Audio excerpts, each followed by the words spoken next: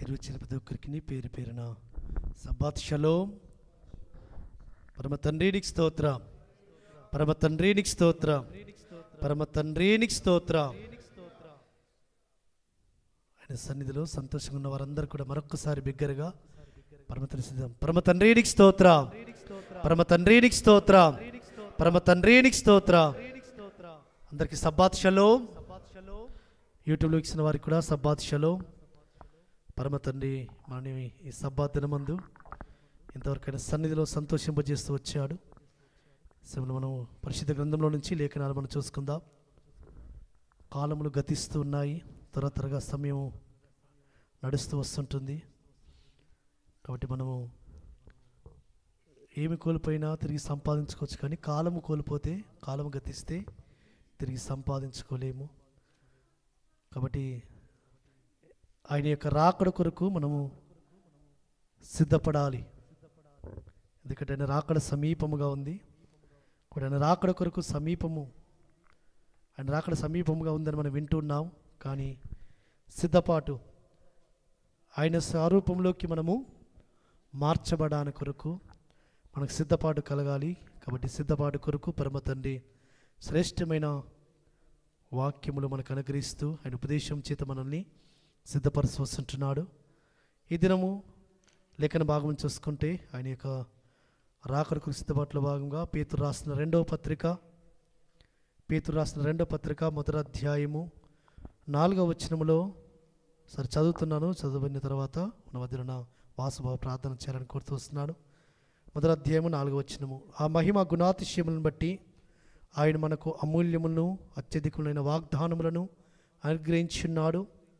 దురాశను అనుసరించడం వలన లోకమందున భ్రష్టత్వమును ఈ వాగ్దాన మూలముగా మీరు తప్పించుకొని ఎలోహిం స్వభావమునందు పాలివారగునట్లు వాటిని అనుగ్రహించును. ప్రార్థన చేసుకుందాం.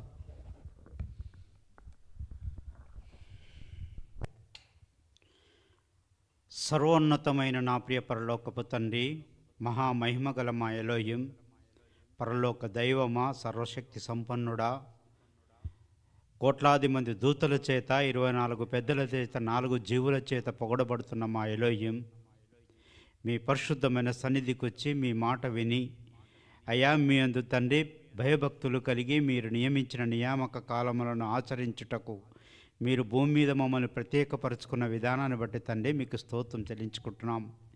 అయ్యా ఇటు పరిశుద్ధ విశ్రాంతి దినం మీరు మాకు దయచేసినారంటే అయ్యా మేము నిత్య జీవమునకు వారసులం అవునట్లు, అయ్యా మేము స్వస్థత పొందుకొని ఆరోగ్యం పొందుకొనున్నట్లు, అయ్యా మేము సజీవంగా నిలబడినట్లు ఈ పరిశుద్ధమైన దినమును పరిశుద్ధముగా ఆచరించి మీ మాట విని మీ మాట ప్రకారము నడుచుకొనుటకు తండ్రి మీరు ప్రత్యేకపరిచిన ఈ దినమును బట్టి మీకు స్తోత్రం చెల్లించుకుంటున్నాం. ఈ దినాన్ని ఏ విధముగా ఆచరించాలో అనేకులు తండ్రి గుర్తెరగక నాయన ఈ దిన ఆశీర్వాదమును కోల్పోయి అనేకమైన బాధలు, ఇరుకులు, ఇబ్బందుల చేత అయా మూలుగుతున్నటువంటి జనాంగములో నుంచి మమ్మల్ని ప్రత్యేకపరుచుకున్నారు. మా చేయి పట్టి నడిపించినారు. మీ పరిశుద్ధాత్మ కౌగిట్లో మమ్మల్ని భద్రపరిచినారు తండ్రి. మీకు స్తోత్రం నాయన. ఈ విధముగా తండ్రి మీ ప్రణాళిక ప్రకారము అయ్యా మీ దాసుడు మీ ప్రియకుమారుడైన దయాకర్ బ్రదర్ను మీరు నిలబెట్టుకొని మీరు మాట్లాడనైనటువంటి అమూల్యమైన మాటలను, అట్టి సందేశమును మా హృదయములోనికి చొచ్చుకొని పోయి అయ్యా మా రక్తములో అయ్యా అది జీవించినట్లు మీ కృప మాకు తోడుగా ఉంచండి. మీ బిడ్డను మరుగుపరచుకోండి తండ్రి. మీ జ్ఞానాత్మ చేత మీరు నింపి నడిపించండి. అయ్యా కూడి వచ్చిన ప్రతి బిడ్డను జూమ్లో తండ్రి అయ్యా ఆన్లైన్లో వీక్షిస్తున్న ప్రతి బిడ్డను కూడా మీ పరిశుద్ధాత్మ కౌగిట్లో భద్రపరిచి మీ కృపకు పాత్రలుగా చేసి మమ్మల్ని మీ పరిశుద్ధమైన జనాంగముగా మీరు సిద్ధపరచుకోనమని మా రక్షకుడు విమోచకుడు నజరేయుడైన యేషువా మెస్సియా నామములో స్తుతించి వేడుకుంటున్నాను పరమ తండ్రి. ఆమేన్. థ్యాంక్ యూ బాబా. చదువుకున్న లేఖన భాగము పేతురు రాసిన 2వ పత్రిక మొదటి అధ్యాయములో ఇక్కడ చక్కటి మాట మనకు కనబడుతూ వస్తుంటుంది. ఆ మహిమ గుణాతిశయములను బట్టి ఆయన మనకు అమూల్యమును అత్యధికములైన వాగ్దానములను అనుగ్రహించున్నాడు. ఒకటి అమూల్యమును అత్యధికములైన వాగ్దానములు, అమూల్యమైన వాగ్దానము. ఆ పరమ తండ్రి తన యొక్క కృపచొప్పున ఏర్పాటు చేయబడిన తన జనాంగమునకు వారి యొక్క విశ్వాసాన్ని వృద్ధిపరచడానికి, తన యొక్క స్వరూపంలోకి వారి మార్చబడానికి కొరకు ఆయన యొక్క పోలికలకి మార్చబడి ఆయన నిత్యత్వంలో వారికి ప్రవేశము సమృద్ధిగా దొరకడానికి కొరకు పరమ తండ్రి వారిని సిద్ధపరచుకుంటూ వస్తుంటున్నాడు. ఆ విధంగా సిద్ధపాటులో భాగంగా ఆయన వాగ్దానములు చేస్తూ వస్తుంటున్నాడు. ఈ వాగ్దానములను ఆయన అనుగ్రహించి వాటి ద్వారా తన భక్తులు, తన బిడ్డలు, తన యొక్క పిల్లలు ఈ లోకంలో నుండి ఈ యొక్క భ్రష్టత్వం నుండి తప్పించుకొని, అనగా దురాశను అనుసరించడం వలన, ఈ లోకములో దురాశను అనుసరించడం వలన కలుగు భ్రష్టత్వం నుంచి తప్పించుకొని వారు పవిత్రంగా, పరిశుద్ధముగా ఉండి పవిత్రమైన స్థితిలో ఆయన యొక్క స్వరూపంలోకి మార్చబడి ఆయన ఎదుర్కోవడానికి కొరకు, వారి యొక్క పిలుపును వారు ఏర్పాటు నిశ్చయం చేసుకోవడానికి కొరకు, వారి యొక్క విశ్వాస జీవిత యాత్రలో వారు స్థిరత్వంగా ఉండడానికి కొరకు, వారి యొక్క విశ్వాస జీవిత యాత్రలో వారి గమ్యంను చేరుకోవడానికి కొరకు పరమ తండ్రి వారికి వాగ్దానములను ఇస్తూ వస్తున్నాడు. ఈ వాగ్దానములను పేతురు ఆయన ప్రియమైన శిష్యుడు ఏమంటున్నాడంటే, ఇవి అత్యధికములను అమూల్యమైన వాగ్దానములు, అమూల్యమైన వాగ్దానము. కాబట్టి ఈ వాగ్దానముల గురించి ఆయన తన పరిశుద్ధ గ్రంథంలో తన భక్తుల నోట ఏమని పలికిస్తూ వచ్చాడు. ఎందుకంటే ఈ దినాల్లో ఆ యొక్క మహిమరాజ్యమును చేరడానికి కొరకు మనకు ఒక గురి, ఒక గమ్యము, మనం చేరడానికి కొరకు మనకు ఒక వాగ్దానమును ఇస్తున్నాడు పరమ తండ్రి. ఎందుకు అంటే ఈ లోకములో అనేక మంది అనేక విధాలుగా తప్పిపోతున్నారు. ఆ తప్పిపోకుండా నిమిత్తము, ఆయన మార్గంలో నుంచి తప్పిపోకుండా నిమిత్తము వాగ్దానములను గురి కలిగి వాగ్దానములతో మనం ముందుకు నడుస్తూ వాగ్దానం చేసిన వారిని గురించి, ఆయన గుణాతిశయములను గురించి, ఆయన మహిమను గురించి మనం తెలుసుకొని, ఆయన ఆ విధంగా నా జీవితంలో కూడా చేయువాడు అని మనం తెలుసుకొని మనము ముందుకెళ్ళడానికి కొరకు ఆ పరమ తండ్రి వాగ్దానములు చేస్తూ వస్తుంటున్నాడు. అయితే మన పితరులతో ఆయన చేసిన వాగ్దానములు ఏ విధంగా నెరవేరుస్తూ వచ్చాడు, ఏ విధంగా జరిగిస్తూ వచ్చాడు, వారి జీవితంలో ఏ విధంగా పరమ తండ్రి ఆ కార్యాలు జరిగిస్తూ వచ్చాడు, ఆ యొక్క వాక్యాలు కూడా మనం చూసుకుందాం. ఎందుకంటే పరమ తండ్రి తన జీవితంలో, అనగా మన జీవితాలలో, భక్తుల జీవితాల్లో ఏదైనా మాట ఇచ్చాడు అంటే అది ఆయన నెరవేరుస్తూ వస్తుంటున్నాడు, ఆయన వాటిని జరిగిస్తూ వస్తుంటున్నాడు. ఒక మాట అంటుంటాడు బిలాము, ఆయన మాట ఇచ్చి స్థాపింపకుండునా, ఆయన వాగ్దానం చేస్తే ఆ వాగ్దానం ఆయన చేయకుండా మానుకుంటాడా? ఒక మాట సంఖ్యాకాండం 23వ అధ్యాయంలో 19వ వచనంలో ఒక మాట మనం చూసుకుందాం. సంఖ్యాకాండం 23వ అధ్యాయము 19వ వచనంలో ఎలోహిం అబద్ధమాడుటకు ఆయన మానవుడు కాడు, పశ్చాత్తాపడుటకు ఆయన నరపుత్రుడు కాడు, ఆయన చెప్పి చేయకుండా ఆయన మాట ఇచ్చి స్థాపింపకుండునా. చాలండి. ఆయన మాట ఇచ్చి స్థాపింపకుండునా, ఆయన చెప్పి చేయకుండానా. ఆయన వాగ్దానం చేస్తున్నాడంటే చేయకుండా మానుతాడా? ఆయన వాగ్దానం ఇస్తున్నాడు అంటే దాన్ని స్థాపింపకుండా ఉంటాడా? కాబట్టి ఆయన అబద్ధమాడుకు ఆయన మానవుడు కాడు, ఆయన నరపుత్రుడు కాడు, ఆయన పశ్చాత్తపడుకు. కాబట్టి అందుకే ఆయన మన పితరులతో వాగ్దానం చేసిన వాగ్దానమును నెరవేర్చుకుంటూ వస్తూ వచ్చాడు. ఆ నెరవేర్పులో భాగంగా ఆయన యొక్క స్వభావమును, ఆయన యొక్క శక్తిని, ఆయన ప్రభావమును బయలుపరుచుకుంటూ వస్తుంటున్నాడు.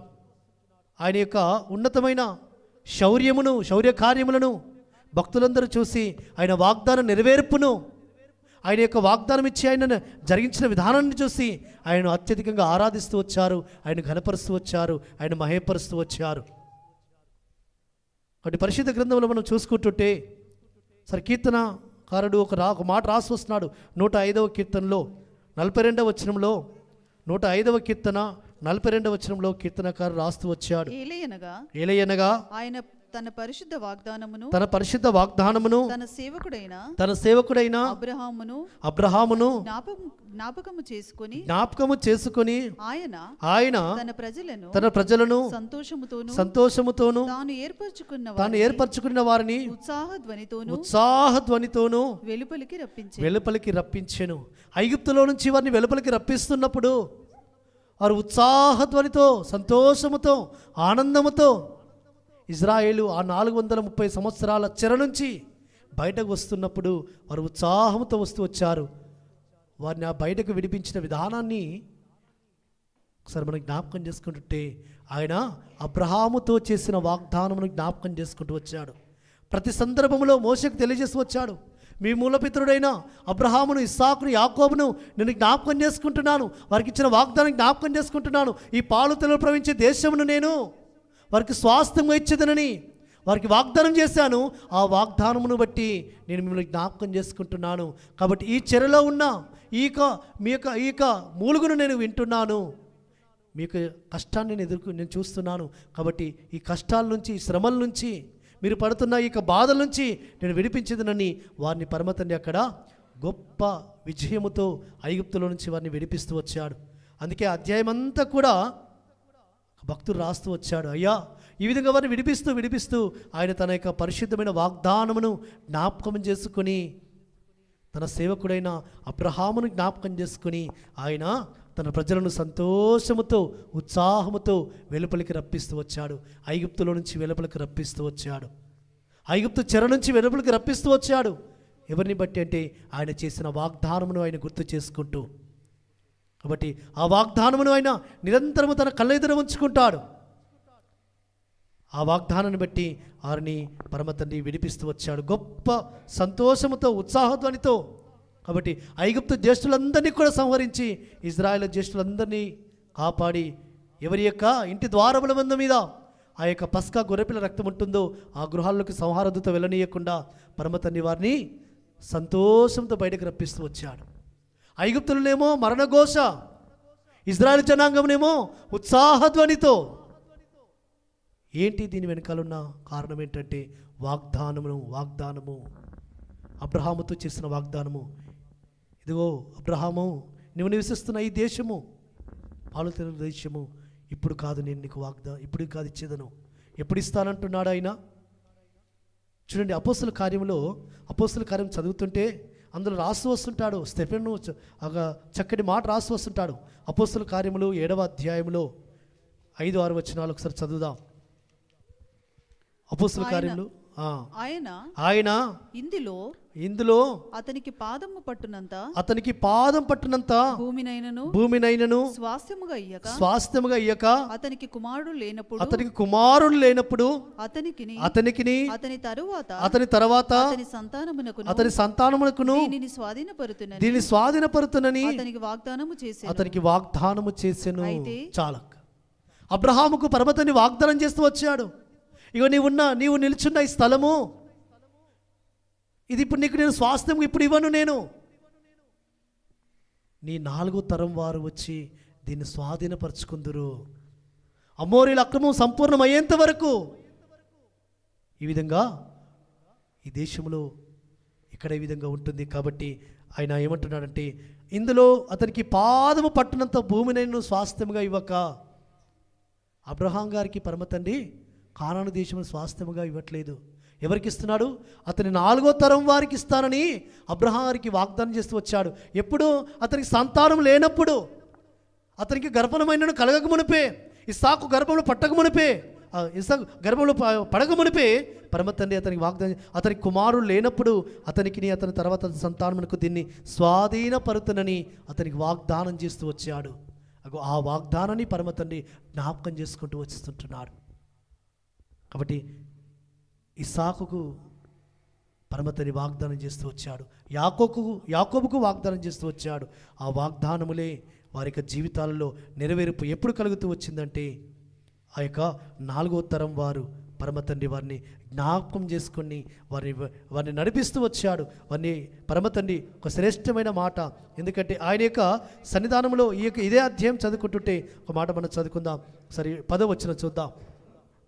దయను 10-11 వచ్చిన దయను జ్ఞానమును ఐగుప్తు రాజైన ఫరో ఎదుట అతనికి అనుగ్రహించినందున ఫరో ఐగుప్తునకును తన ఇంటికంతటికి అతని అధిపతిగా నియమించెను.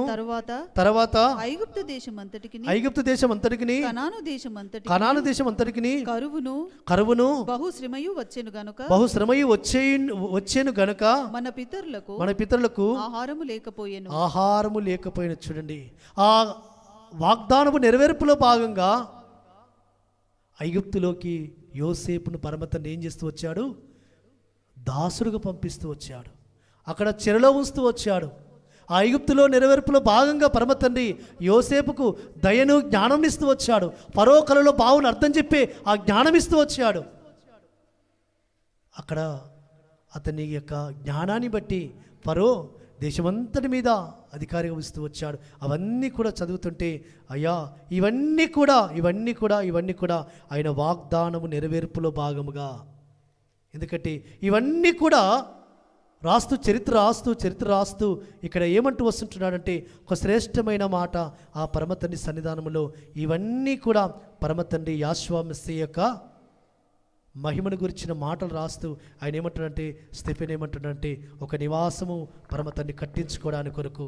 ఎందుకంటే అపోస్తల కార్యములు 7వ అధ్యాయంలో పరమతండ్రి ఇదే మాట ఆయన అంటూ వస్తుంటున్నాడు. ఒకసారి 48వ వచనం చదువుకుందాం. 47-50 వచనము.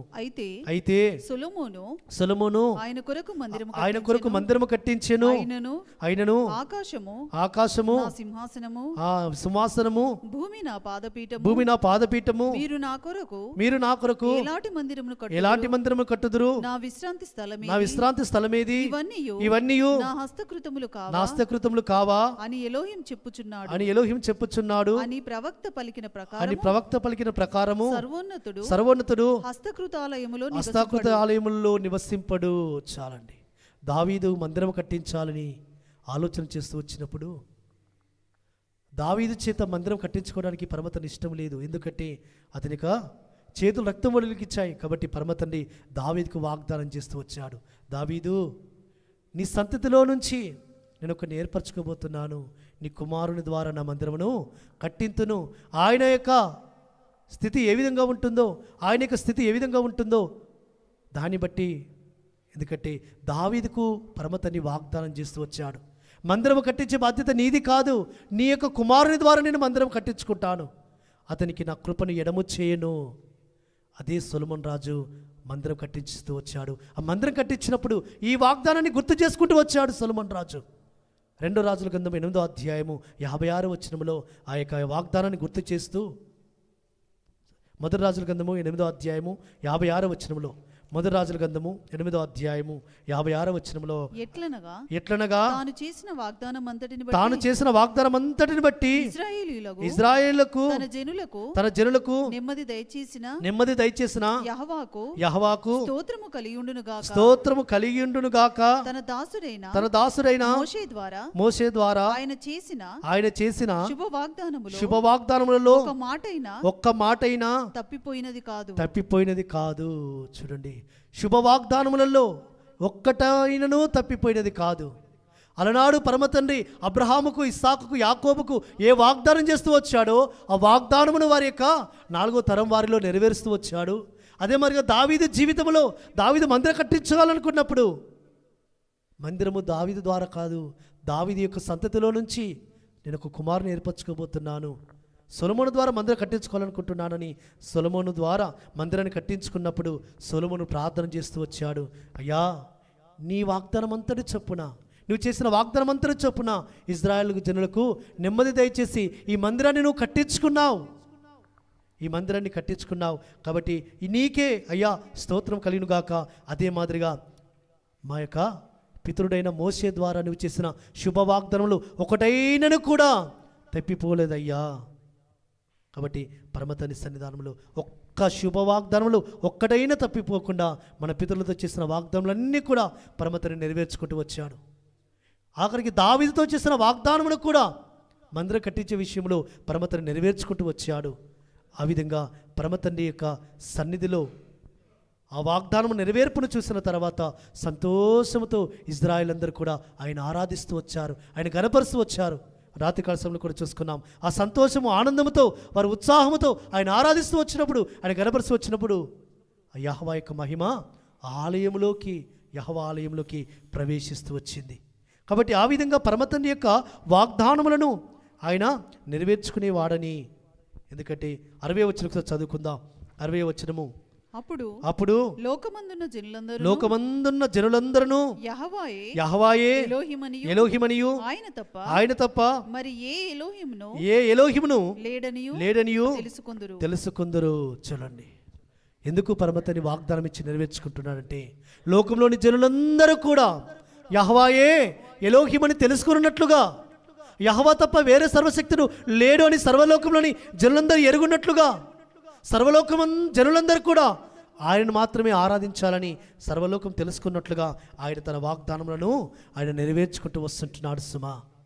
కాబట్టి అబ్రహాముతో చేసిన వాగ్దానము నెరవేర్చుకున్నాడు, దావీదుతో చేసిన వాగ్దానమును సొలొమోను ద్వారా నెరవేర్చుకున్నాడు పరమతండ్రి. ఆయన కృపను ఎడమ చేయకుండా పరమతండ్రి ఆ విధంగా ఆయన యొక్క వాగ్దానము నెరవేర్పులో భాగంగా ఇంకొక శ్రేష్టమైన మాట ఆ యొక్క సన్నిధిలో నుంచి మాట్లాడుతూ వస్తుంటారు. 2వ దినవృత్తాంతంలో 6వ అధ్యాయంలో 15వ వచనంలో ఇంకొక మాట అంటుంటాడు సొలొమోను రాజు.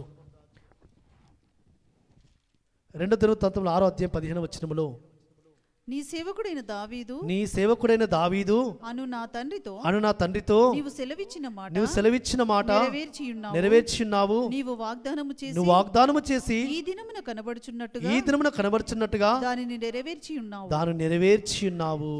ఇక్కడ దావీదు చేసిన వాగ్దానమును నెరవేర్పును బట్టి సొలొమోను రాజు యెహోవాను ఆరాధిస్తున్నాడు. అయ్యా, దావీదును నా తండ్రి గారితో నువ్వు చేసిన వాగ్దానమును నువ్వు నెరవేర్చుకున్నావయ్యా.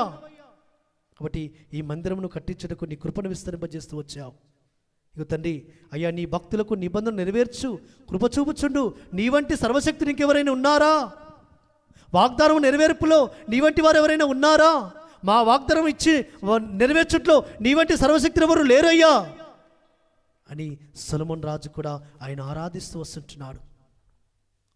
కాబట్టి మన పితరులతో చేసిన వాగ్దానములు నెరవేర్చిన సర్వశక్తుడు మన జీవితాల్లో కూడా వాగ్దానం ఇస్తున్నాడు. అంటే వాగ్దానం ఇచ్చిన సర్వశక్తుడు నెరవేర్చుటకు సర్వశక్తివంతుడు, ఆయన చేయటకు శక్తివంతుడు.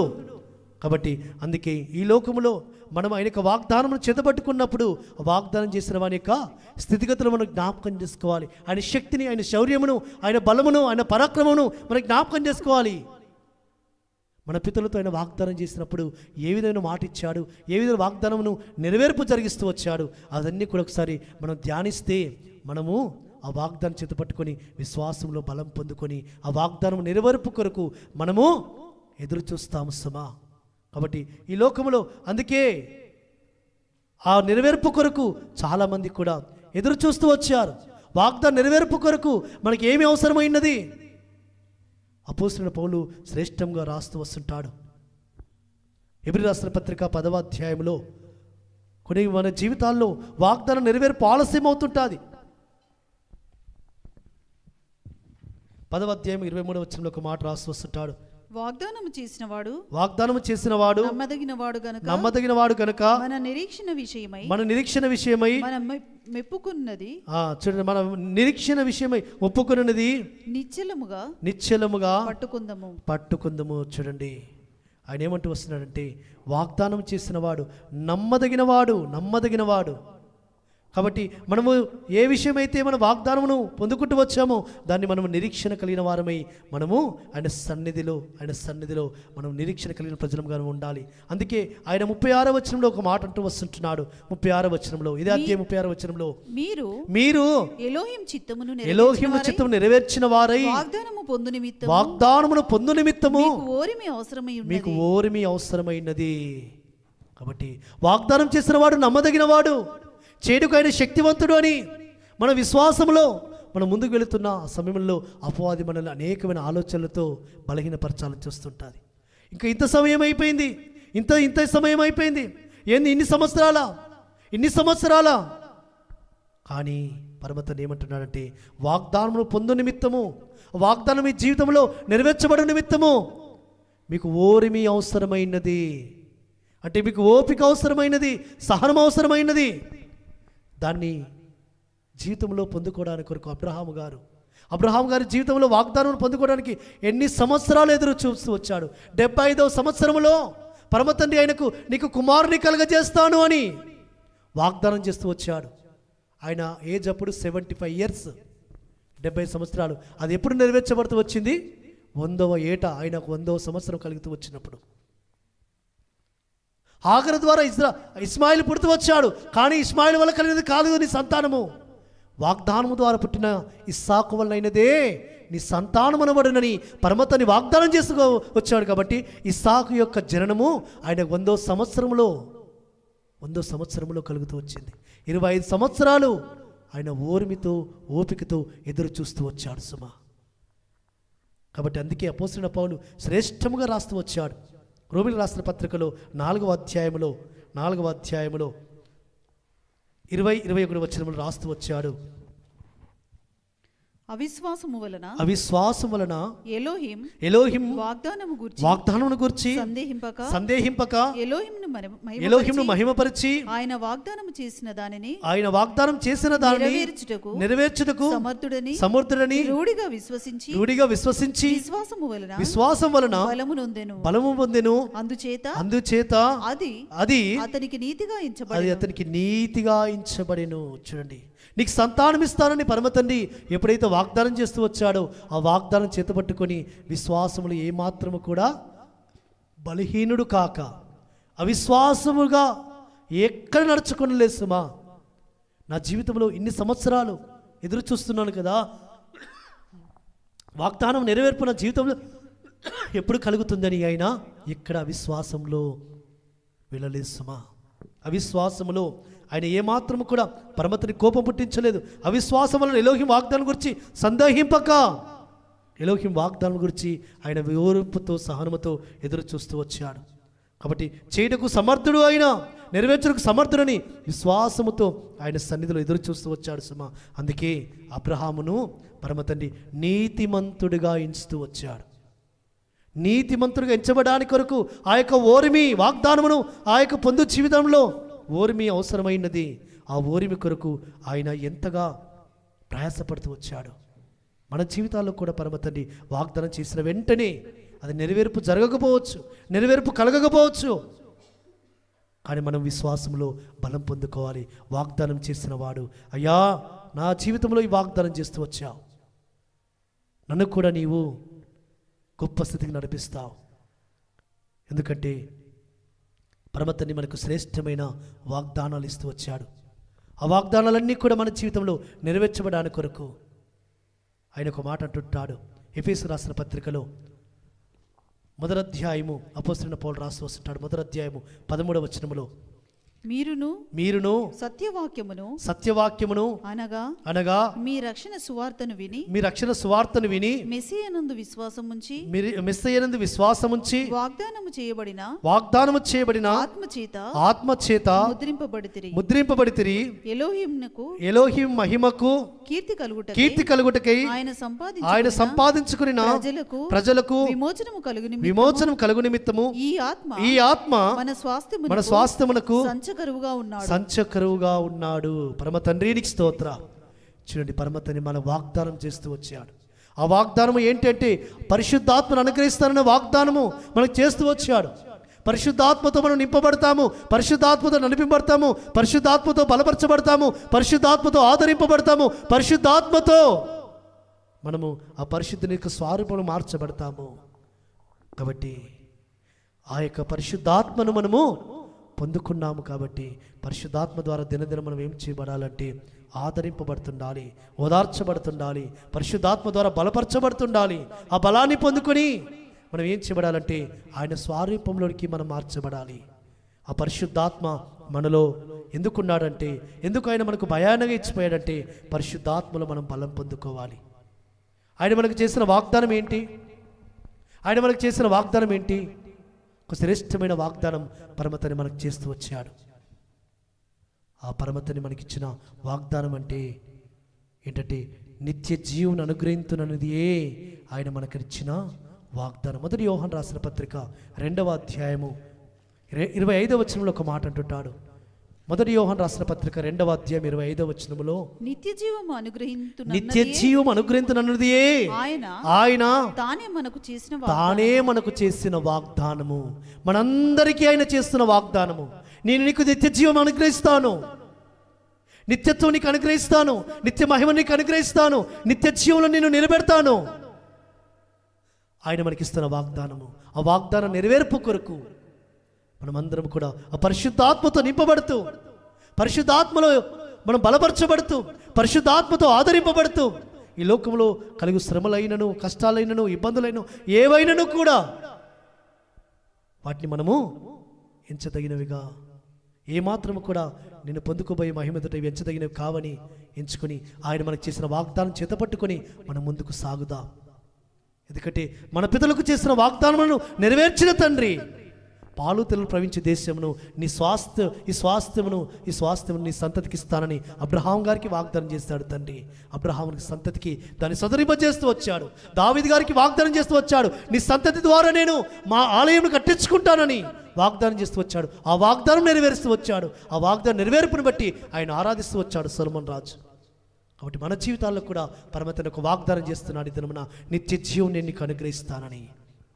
కాబట్టి ఇదే అమూల్యమైన వాగ్దానము మనకు అనుగ్రహిస్తున్నా. ఈ లోకంలో ఎన్నో వాగ్దానాలు ఇస్తుంటాడు పరమతండ్రి. ప్రతి ఒక్క వాగ్దానము చేత పరమతండ్రి మనల్ని దర్శిస్తుంటాడు. కానీ శ్రేష్టమైన, ఉత్తమమైన, అమూల్యమైన, అత్యధికమైన వాగ్దానం ఏంటంటే నిత్య జీవము, ఎటర్నల్ లైఫ్. ఇదే మనకు గమ్యము, ఇదే మన గురి, ఇది ఒక్కటే మనకు జీవిత గమ్యమై ఉండాలి. సుమా, ఈ లోకంలో ఏవి మనం పొందుకున్నా, ఏవి పొందుకోకపోయినా, ఏవి మనకు అనుగ్రహించబడినా, ఏవి అనుగ్రహించబడకపోయినా మనకు కావలసింది నిత్య జీవము. నిత్య జీవము, ఆ నిత్య జీవం అనుగ్రహిస్తానని ఆయన వాగ్దానం చేస్తూ వస్తుంటున్నాడు. దాన్ని పొందుకోవడానికి కొరకు పరిశుద్ధాత్మను సంచకరువును పరమతని మనకు భయానగా ఇస్తూ వచ్చాడు.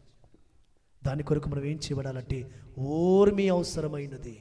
వాగ్దానం పొందు నిమిత్తము ఓర్మి అవసరమైనది. ఆ ఓర్మి ఎంతవరకు అంటే మన జీవిత కాలమట్టుకు, మన జీవితంలో ఆయన యొక్క రాకడ సమీపంలో, ఆయన యొక్క రాకడ మన తరములో ఉంటే మనం ఎత్తబడే వరకు, లేక ఆయన రాకడ ఆలస్యమైతే, మనం నిద్రిస్తే, మనము ఈ లోకంలో యాత్ర ముగించేంత వరకు ఆ ఓరిమి అవసరమైన సుమా. ఆ వాగ్దానం చేసిన వాడు నమ్మదగిన వాడని మనం గుర్తెరుగుతూ ముందుకెళ్తూ సాగాలి. కాబట్టి శుభ వాగ్దానంలో ఒక్క మాట అయినను తప్పిపోయినది కాదు సుమా. కాబట్టి అందుకే ఆయన ఈ లోకంలో మన కొరకు ఏవేవి అనుగ్రహిస్తున్నాడంటే అనేకమైన శ్రేష్టమైన వాగ్దానాల చేత మనల్ని ఆయన బలపరుస్తూ వస్తుంటున్నాడు. కాబట్టి వాగ్దానం చేసిన వారి యొక్క జీవితంలో, మన జీవితాలలో అనేక కష్టాలు రావచ్చు. ఎందుకంటే ఈ వాగ్దానం పొందు నిమిత్తము శ్రమ జీవితంలో, కష్టాల జీవితంలో మనం ఏ విధంగా మన విశ్వాసాన్ని కాపాడుకుంటామని శ్రమలు రావచ్చు. ఆ శ్రమల గుండా వెళుతున్నప్పుడు ఒకడే మనకి ఇచ్చిన వాగ్దానమును గుర్తు చేసుకుంటూ ఉండాలి, ఆ వాగ్దానం జీవితంలో. కాబట్టి అందుకే రోమిలకు రాసిన పత్రికలో ఆయన ఏమంటుంటాడంటే, రోమిలకు రాసిన పత్రిక 9వ అధ్యాయంలో ఒక మాట రాసి వస్తుంటాడు అపోస్తలుడైన పౌలు. 9వ అధ్యాయం 8వ వచనములో పరమ తండ్రి అనగా శరీర సంబంధులైన పిల్లలు ఎలోహిం పిల్లలు కారు కానీ వాగ్దాన సంబంధులైన పిల్లలు సంతానమని ఎంచబడుదురు. వాగ్దాన రూపకమైన వాక్యమిదే మీదటికి ఈ సమయమునకు వచ్చేదను. అప్పుడు షారాకు కుమారుడు కలుగును. అంతేకాదు రిబ్కా తన తండ్రి అయిన ఇస్సాకు అను మన తండ్రి అయిన ఇస్సాకును ఒకని వలన గర్భవతి అయినప్పుడు ఏర్పాటును అనుసరించి ఎలోహిం సంకల్పము క్రియల మూలముగా కాక పిలిచిన వాని మూలమును గాని నిలకడగా ఉండు నిమిత్తము పిల్లలింక పుట్టి మేలైనను కీడైనను చేయకమునిపే పెద్దవాడు చిన్నవానికి దాసుడగును అని ఆమెతో చెప్పబడిను. చాలండి. కాబట్టి ఆయన వాగ్దానం నెరవేర్పుల భాగముగా ఇస్సాకును నేను నీకు ఇస్తానని వాగ్దానం చేస్తూ వచ్చాడు పరమ తండ్రి. ఆ ఇస్సాకును ఇస్తానన్న వాగ్దానము నెరవేర్చుటూ ఆలస్యం అవుతుంది. ఆగరు ద్వారా ఇష్మాయిలు కన్నాడు. ఇష్మాయిల ద్వారా అనేకమైన శ్రమలు వచ్చాయి ఆయనకు. ఇష్మాయిల్ ద్వారా అనేకసార్లు దుఃఖము, అనేకమైన వేదనలు, అనేకమైన బాధలు. కానీ ఇష్మాయిల్ ద్వారా నీ సంతానం అనబడును, ఇస్మాయిల్ ద్వారా కలిగిన సంతానము నీ సంతానం అనబడునైనా ఎప్పుడూ వాగ్దానం చేయలేదు, ఎప్పుడూ ఆ మాట చేయలేదు. అందుకే ఆయన అంటాడు, ఇష్మాయిల్ని ఇక్కడి నుంచి పంపించి వేసాయి, హాగరు ఇష్మాయిల్ ఇక్కడి నుంచి పంపించి వేసాయి. షారా నీతో చెప్పిన మాట, షారా చెప్పిన మాట ప్రకారం నడుచుకో. అప్పుడు అబ్రహాము యొక్క స్థితి ఏంటో చూడండి. కాబట్టి ఏ వాగ్దానం కొరకు కనిపెడుతూ వచ్చాడో ఆ వాగ్దానం నెరవేర్పుల భాగంగా అనేక శ్రమలు, అనేకమైన శోధనలు. ఎందుకంటే ఇస్సాకు కొరకు కనిపెట్టుకోవాలి. ఇస్సాకు ద్వారానే నీ సంతానం అనబడును. వాగ్దాన పిల్లలు ఎవరు? ఇస్సాకు ద్వారా కలిగిన సంతానము, ఇష్మాయిల్ ద్వారా కలిగిన సంతానము కాదు. కాబట్టి వాగ్దానం నెరవేర్పుల భాగంగా మనకు వాగ్దానం ఇచ్చిన సర్వశక్తుడు ఆ వాగ్దానం నెరవేర్చడానికి కొరకు మన విశ్వాసాన్ని పరీక్షిస్తాడు. వేరే వేరే వేరే మార్గాలు మనం వెతుక్కోకూడదు సుమా. వేరే మార్గాలు మనం వెతుక్కోకూడదు, వేరే ఆలోచనలు చేయకూడదు, వేరే తలంపులు తలంచకూడదు, అవిశ్వాసంలో వెళ్ళకూడదు. అవిశ్వాసంలో వెళ్ళలై అనేక మంది భ్రష్టులైపోతున్నారు. అగో అందుకే ఆ దురాశల వల్ల వచ్చు ఆ భ్రష్టత్వంలోంచి మనం తప్పించబడు నిమిత్తము పరమతండ్రి అమూల్యమును అత్యధికమైన వాగ్దానములు మన జీవితంలో పరమతండ్రి చేసి వస్తుంటున్నాడు సుమా. కాబట్టి అదే మాదిరిగా ఇస్సాకు, రిబ్కా వారి జీవితంలో వారి గర్భఫలం కలగడానికి 20 years 20 సంవత్సరాలు పరమతండ్రి వారిని ఎదురు చూపిస్తూ వచ్చాడు. ఆ 20 సంవత్సరాల జీవితంలో కూడా ఇక్కడ పరమతండ్రి వాగ్దానం చేస్తూ వచ్చాడు రిబ్కమ్మ గారికి, పెద్దవాడు చిన్నవానికి దాసుడగును. గర్భంలో ఉన్నప్పుడే షారా గర్భంలో ఉన్నప్పుడు ఇస్సాకుకు పరమతండ్రి ఒక వాగ్దానం చేసి వచ్చాడు. రిబ్కా గర్భంలో యాకోబు ఉన్నప్పుడే పరమతండ్రి యాకోబు ద్వారా గొప్ప ఆశీర్వాదము ఆ సంతతి కలగబోతుందని వాగ్దానం చేస్తూ వచ్చాడు. పెద్ద కుమారుడు చిన్న కుమారునికి దాసుడగుడు, పెద్దవాడు చిన్నవాడికి దాసుడగుడు. ఈ నెరవేర్పు ఎన్ని సంవత్సరాలు? కాబట్టి యాకోబు కలిగిన శ్రమలు ఎన్నో, యాకోబు జీవితంలో ఎన్నో శ్రమలు, ఎన్నో బాధల గుండా, ఎన్నో ఇబ్బందులు కూడా వెళుతూ వచ్చాడు. కాబట్టి అదే మాదిరిగా యోసేపు జీవితంలో ఆయన కలిగిన ఆ వాగ్దానము, పరమతనిచ్చిన వాగ్దానము నెరవేర్పుల భాగంగా ఎన్నో సంవత్సరాలు. కాబట్టి వాగ్దానం చేసిన వాడు నమ్మదగిన వాడని, చేయటకు సమర్థుడని, నెరవేర్చకు సమర్థుడని మన విశ్వాసంతో ముందుకు వెళ్ళాలి. అందుకే అపోస్తలుడైన పౌలు ఆ మాట రాసి వస్తుంటున్నాడు. ఎబ్రీ రాసిన పత్రిక 10వ అధ్యాయంలో వాగ్దానం చేసిన వాడు నమ్మదగిన వాడని, మనము నిరీక్షించిన దాన్ని మనము గట్టిగా పట్టుకుందాము అంటాడు. నిశ్చలముగా మనం దాన్ని పట్టుకుందాము. కాబట్టి పట్టుకొని మనం ముందుకు వెళ్ళాల్సిన అవసరం ఎంతైనందు సుమా. దాని కొరకు మనము ఈ యొక్క విశ్వాస జీవిత యాత్రలో పరమతండ్రి యొక్క మహిమను గురించిన, ఆయన శక్తిని గురించిన, ఆయన శౌర్య కార్యముల గురించిన మాటలు మన జీవితంలో నెరవేర్పులో భాగంగా మనం ఏం చేయబడాలంటే, అవును అపోస్తలుడైన పౌలు 2 కొరింథీ రాసిన పత్రికలో 1వ అధ్యాయములో ఒక శ్రేష్టమైన మాట రాసి వస్తుంటున్నాడు. 20వ వచనంలో ఒక మాట అంటూ వస్తుంటున్నాడు, ఎలోహిం వాగ్దానములు ఎన్ని అయినను అన్నియు మెస్సియానందు అవునన్నట్టుగానే ఉన్నవి గనుక మన ద్వారా ఎలోహిముకు మహిమ కలుగుటకై అవి ఆయన వలన నిశ్చయములై ఉన్నవి. ఆమేన్. అవునట్టుగానే ఉన్నవి. మన జీవితంలో పరమతండ్రి వాగ్దానం చేస్తున్నాడంటే ఆ వాగ్దానము యాషువా మెస్సియాకు మహిమ కలుగుటకై, ఆయనకు మహిమ కలుగుటకై, మన ద్వారా ఎలోహింకు మహిమ కలుగుటకై, అవి ఆయన జరిగించుటకు ఆయన శక్తివంతుడు. ఆ వాగ్దానములు మన జీవితంలో, అవును పరమతండ్రి మన వాగ్దానం ఇస్తూ వస్తుంటాడు. ఆ వాగ్దానము నెరవేర్పు కొరకు మనం ఎదురు చూడడం ద్వారా ఆయన నామానికి మహిమ వస్తుంది సుమా. ఆయన మహిమపరచబడానికి కొరకు నాకు రావాల్సిన మహిమను ఇతరులకు చెందనీయను. కాబట్టి అందుకే ఆయన ఏమంటుంటాడంటే ఆయన మహిమ కొరకు మనకు వాగ్దానం చేస్తుంటాడు. ఆయన మహిమను ఆయన చెందించుకుంటాడు సుమా. కాబట్టి అందుకే ఆయన ఏమంటూ వస్తున్నాడంటే ఎలోహిం వాగ్దానం ఎన్నైనను అన్నీయు యాషువా మెస్సియానందు అవునట్టుగానే జరుగును. కాబట్టి ఈ లోకములో నీకు పరమతండ్రి వ్యక్తిగతంగా ఏ వాగ్దానం చేస్తూ వచ్చాడో ఆ వాగ్దానం నెరవేర్పులో భాగంగా నువ్వేం చేయి? ఓపికతో సహనముతో ఎదురు చూడు. ఆయన నీతిని, ఆయన ధర్మమును నెరవేర్చు. అబ్రహాం గారి జీవితంలో ఏ విధంగా ఎదురు చూస్తూ వచ్చాడో, రిబ్కమ్మ తన చిన్న కుమారుడు ఆశీర్వాదముల కొరకు ఏ విధంగా ఎదురు చూస్తూ వచ్చిందో, యోసేపు తన జీవితంలో ఆశీర్వాదములు పొందుకోవడానికి కొరకు వాగ్దానం చేసిన వాడు, నమ్మదగిన వాడు, చెడుకు శక్తిమంతుడని ఆయన కూడా ఎన్ని సంవత్సరాలు యోసేపు ఐగుప్తులో ఆ యొక్క దాసత్వంలో ఉంటూ వచ్చాడు, ఎన్ని శ్రమలు అనుభవిస్తూ వచ్చాడు, ఎన్ని కష్టాలను అనుభవిస్తూ వచ్చాడు మనం చూస్తూ వచ్చాం. కాబట్టి అవన్నీ అపోస్తలుల కార్యం 7వ అధ్యాయంలో రాస్తూ వస్తుంటాడు.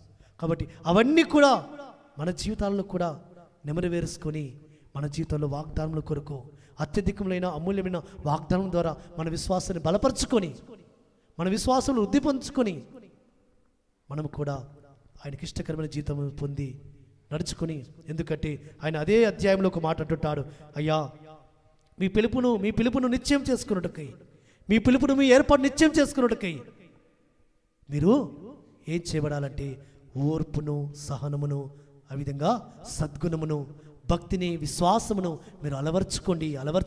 ఇవి అలవర్చుకుంటే ఎక్కడ మీరు తొట్టుపడరు, ఎక్కడ మీరు ఏ విధమైన శ్రమ వచ్చినా మీరు జారి పడిపోరు విశ్వాసంలో నుంచి.